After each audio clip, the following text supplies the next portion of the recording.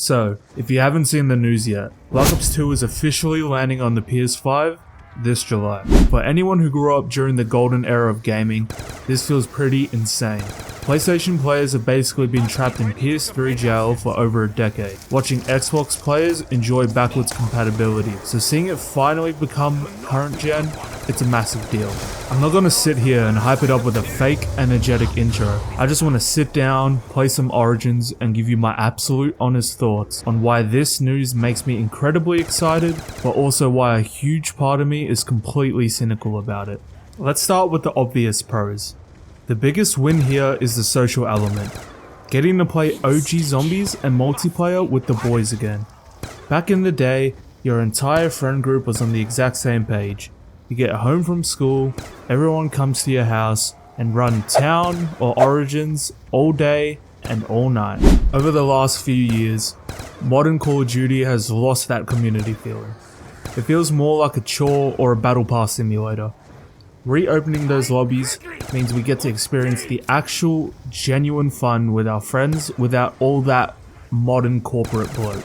Beyond just the social aspect, it's about getting your hands on what are arguably some of the best maps in the entire history of the franchise. Think about the map design of Mob of the Dead or Origins. The atmosphere, the Easter eggs, the pacing. It was peak Treyarch. We haven't seen that level of creativity or soul in a zombies map in years, and it brings back so many specific core memories. I remember loading into Buried as a kid with my mates, playing in a dark room, and you enter that haunted mansion. I am not ashamed to admit that the ghost lady from Buried gave me actual genuine nightmares back then. Going through that mansion, trying to just get to pack a punch, while this terrifying, floating, point-stealing bitch psychologically fucks you. That was pure horror for a kid, but that's exactly what modern zombies is missing. It lacks that edge, that danger, that genuine atmosphere that made you feel unsettled. Now look, we all know some maps were ass, like TRANZIT and Nuketown. I'm not gonna fall for the trap like some people are. They're looking back at TRANZIT through these massive rose-tinted nostalgia goggles, talking about how underrated it was. Let's be completely real. TRANZIT, it's a fucking shit map. Don't get me wrong, it was hilarious back in the day. The absolute chaos of the bus leaving without you, your three friends screaming because someone forgot to build the turbine, or someone getting absolutely mauled by the denizens in the fog. The memories were fun because of who you played with, but the map itself? Shit, the lava everywhere, the fog, the denizens scratching your eyes out every 30 seconds, the terrible pack-a-punch system, it was an absolute nightmare to play. I'm excited to load into it once or twice for the memes with the boys, but let's not pretend we're getting an absolute masterpiece there. It's trash, and we all know it. Anyways, where the game truly stands undefeated though, it's the multiplayer. Black Ops 2 multiplayer map design was a flawless error. We are talking about the absolute goats here. Raid, Standoff, Hijack, and Nuketown on current gen? That alone is worth the price of whatever it's gonna be. Just think about how perfectly balanced those maps were. Raid and Standoff are the blueprints for the 3-lane map design. There was no tactical sprinting, no modern camera breaking movement mechanics, no hyper clutter visual noise. It was just pure gun skill, map knowledge, and positioning. Hijacked was pure chaotic bliss on a yacht, and Nuketown 2025 was the ultimate map to just switch your brain off and drop high kill games. Modern COD maps though, they feel like random mazes designed to help people camp, but old school BO2 maps were built for actual engagement.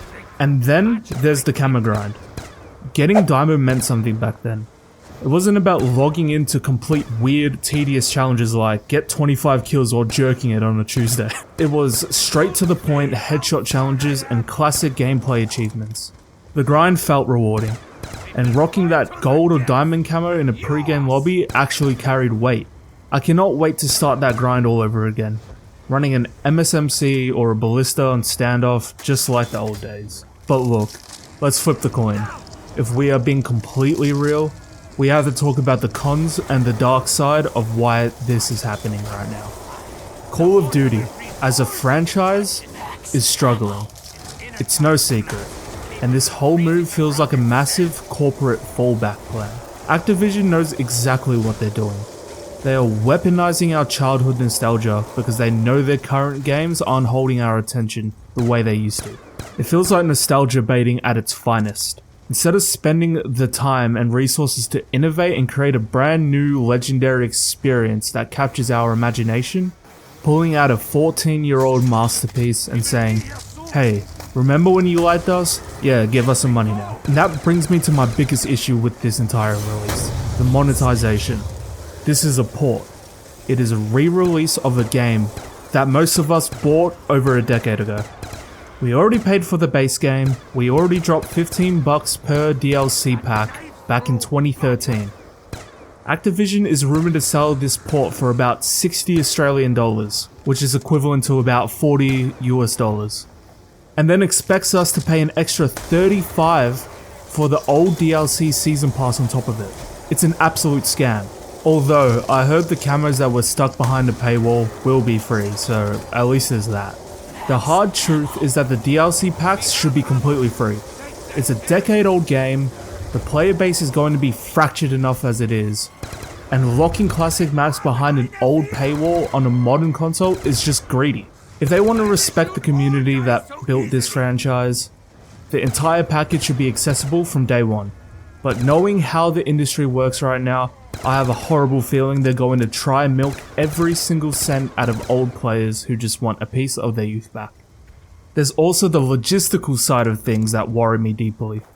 When this drops, are we getting the authentic, raw matchmaking of 2012? Or are they going to secretly infect it with modern skill-based matchmaking? Part of the magic of old school BO2 was the variety in lobbies. Sometimes you'd get absolutely stomped, sometimes you'd completely dominate, and sometimes you just find a group of random people talking shit in a pre-game lobby. If they try to optimize it for modern retention metrics, it's going to completely kill the very soul of the game we're paying to revisit. And let's talk about the giant elephant in the room, hackers and modders. If you try to play Black Ops 2 on the Xbox, PC, or even the PS3 right now, the older servers are completely overrun.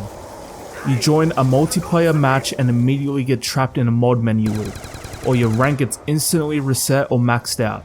Since Iron Galaxy is handling these ports for PlayStation, they need to deliver dedicated, fresh servers that are completely isolated from the old, unpatched infrastructure.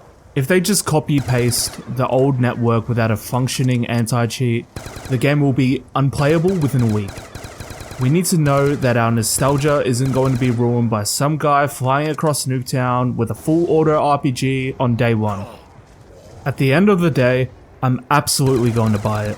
I'm a big fan of the game. I remember watching OG Allier gameplay, the Vanos Crew's troll kill cams, and OG phase trick shots. I've put countless hours into mastering these maps, and the pull of playing these legendary maps with my friends is too strong to ignore. They have me hooked, and they know it, but I'm walking into it with my wise eye open. It's a cash grab, plain and simple. It's a multi-million-dollar company admitting that their old ideas were better than their new ones. Those are just my honest, unsugar-coated thoughts on it.